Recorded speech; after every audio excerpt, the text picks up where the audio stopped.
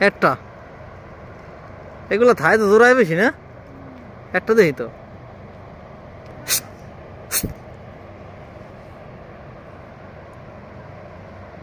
দৌড়ে এসে দিক থেকে এই দেশে এত পরিমাণ খরগোশ ওই যে জঙ্গলে ঢুকবে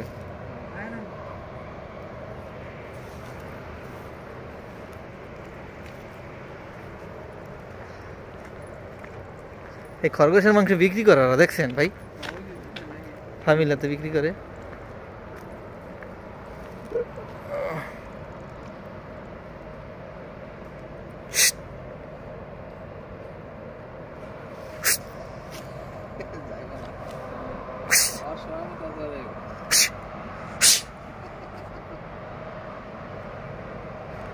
কিছু ফেরা যায় রে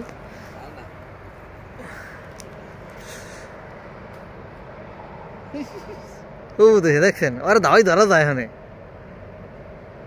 কোনো ব্যাপার না এখান থেকে এখানে যাবে এখান থেকে আর কোথাও যাইতে পারবে না